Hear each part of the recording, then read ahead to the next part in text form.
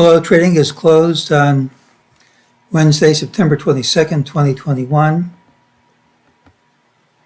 So my trading plan for tomorrow, the 23rd.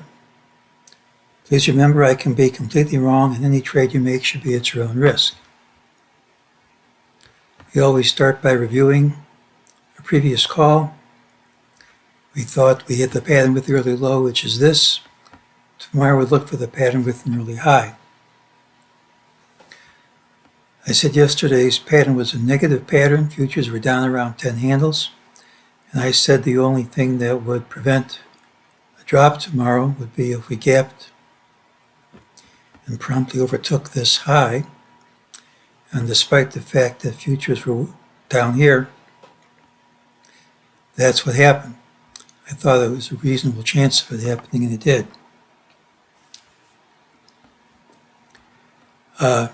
That being said, it's tough for me to play these FOMC days because of these whipsaws.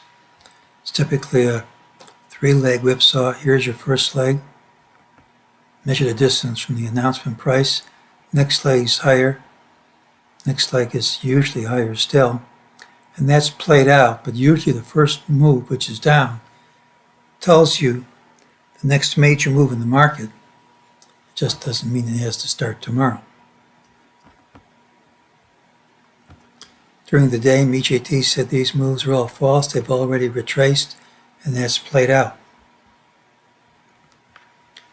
Gap up, higher highs, close under all the highs. It's a negative pattern.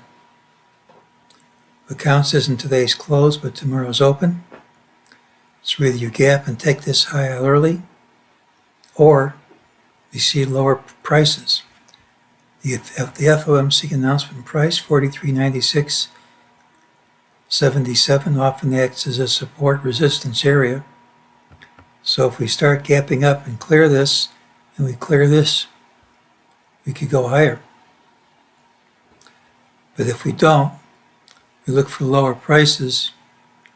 And for starters, here's a wall, hole in the wall gap. These things normally fill pretty quickly. We find support under this low. If it doesn't fill by early Friday, it doesn't have to fill it anytime soon. But usually that's going to fill pretty soon and reverse this. But that's not the only path. This is how we're counting this. We have this upsloping trend line, straight line move down. Very often you're going to retrace to the trend line, which now is around 44.42 cash.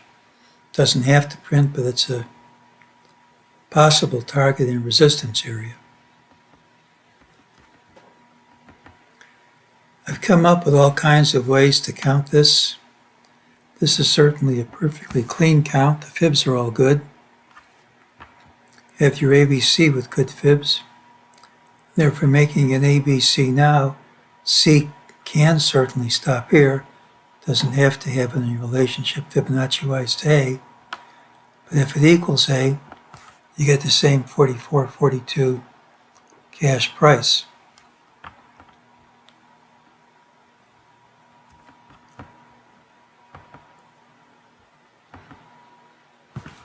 Tomorrow's pattern has a early high. We could gap down.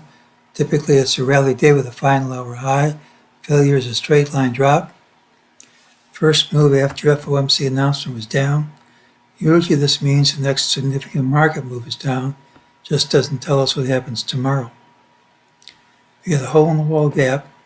It should fill at some time and usually fills quickly. So nothing's going to stop us from dropping tomorrow. The next drop we have should be a pretty sizable drop. We also gapped up and hit higher highs and closed under all of them. Either we gap and promptly overtake today's high, or we see lower prices, regardless of how we close. But that being said, we could still rally to 44.42, hit targets which are often hit, and not change the bearish intermediate term picture. More often than not, the early trade tomorrow will tell us which path we take. You see us moving up here. I'm going to pencil in 44.42. You see us dropping here.